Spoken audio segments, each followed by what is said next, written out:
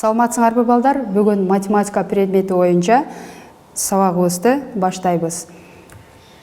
Балдар, алгач озеки эсептөө менен биргеликте биз өтүлгөн теманы кайталап алабыз балдар. 10-1 жөнөкөй бөлчөгүн ондук бөлчөккө айландырабыз. 10-1 деген жөнөкөй бөлчөктү ондук бөлчөккө айландырганыбызда 0,1 деген саны келип чыгат. Ал эми 2-1 жөнөкөй бөлчөктү ондук бөлчөккө айландырганыбызда 0,5 деген сан келип чыгат. Жана 5-1 жөнөкөй бөлчөгүн ондук бөлчөккө айландырганыбызда 0,2 деген сан келип чыгат. Ал эми 4-1 жөнөкөй бөлчөктү ондук бөлчөккө айландырганыбызда 0,125 деген сан келип чыгат. 8-1 жөнөкөй бөлчөгүн ондук бөлчөккө айландырганда 0,125 деген ондук бөлчөгө келип чыгат. Балдар, биз азыр жөнөкөй бөлчөктү ондук бөлчөккө айландырып алдык. Эми аралаш санды ондук бөлчөккө кантип айландырабыз балдар? Бу 3,2-1 аралаш санын ондук бөлчөккө айландыруу үчүн 1-ди 2-ге бөлүп, бүтүн бөлүгүнө кошуп койсок, 3,5 деген ондук бөлчөгө келип чыгат. Ошондой эле 1,4-1 аралаш санын ондук бөлчөккө айландыруу үчүн 1-ди 4-кө бөлсөк 0,125, ал эми 1 бүтүнгө кошуп койсок 1,125 деген ондук бөлчөгө келип чыгат. Ошондой эле 2,5-1 аралаш санын ондук бөлчөккө айландырганыбызда 1-ди 5-ке бөлүп, бүтүн бөлүккө кошконубузда 2,2 деген ондук бөлчөгө келип чыгат. Жана 9,6-дан 3 аралаш санын ондук бөлчөккө айландырганыбызда 9,5 деген ондук бөлчөгө келип чыгат.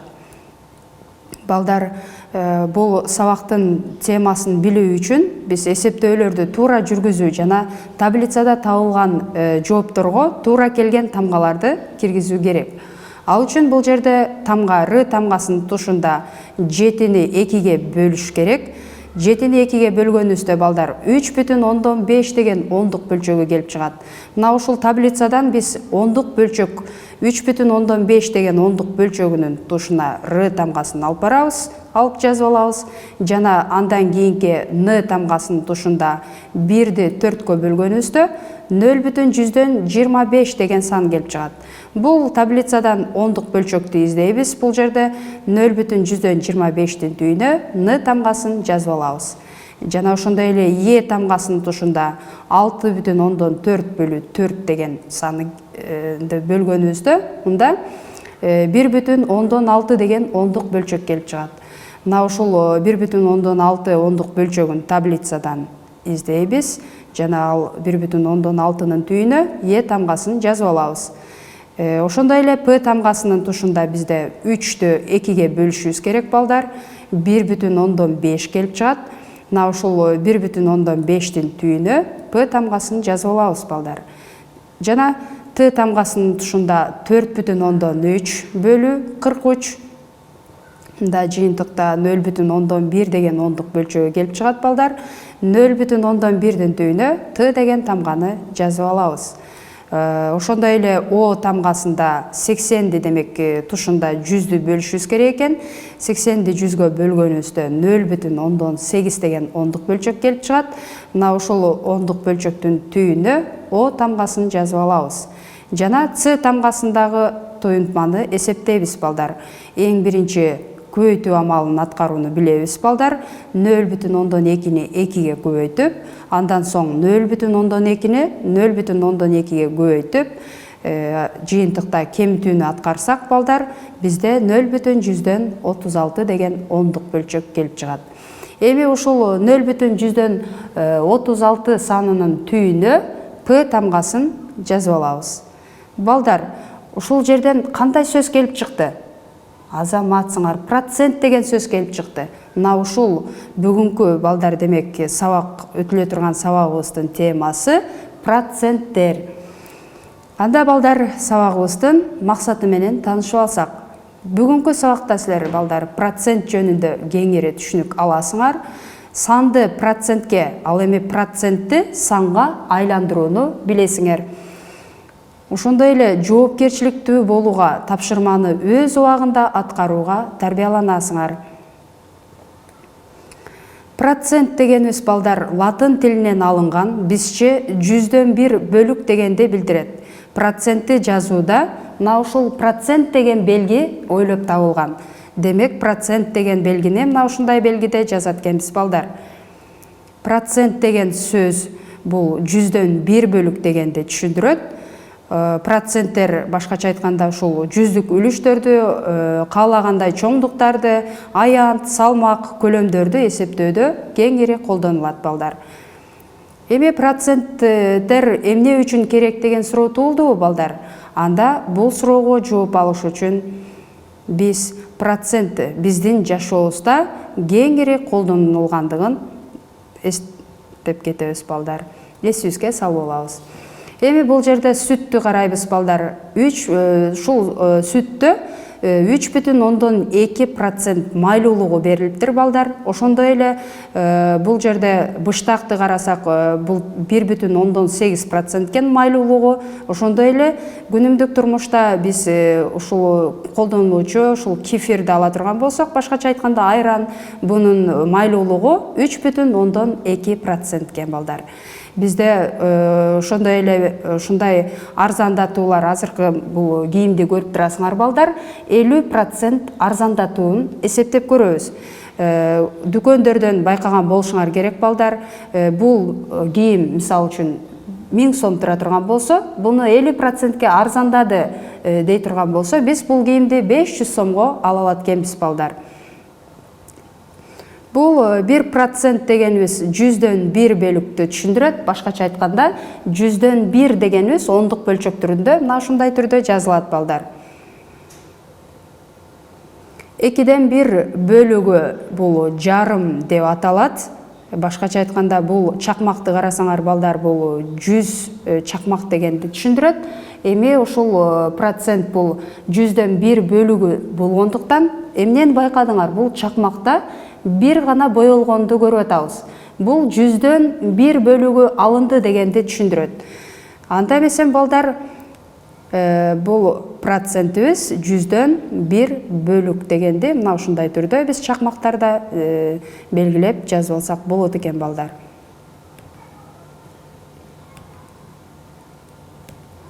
Жөнөкөй бөлчөктү ондук бөлчөккө айландыруу менен бирге биз процентке дагы айландырып алсак болот балдар.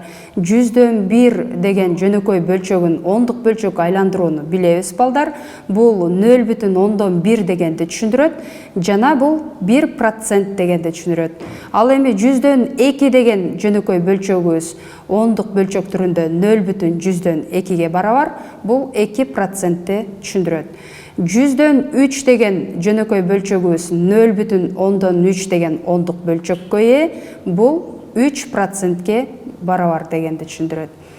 Жана 100/12 деген жөнөкөй бөлчөгүбүздү процентке айландырганыбызда 12% келип чыгат. Ошондой эле 100/27 бөлчөгүн процентке айландырганыбызда 27% келип чыгат. 100/100 дегенибиз бул 1,1 бөлүк дегенди түшүндүрөт. Башкача айтканда 100% дегенди түшүндүрөт.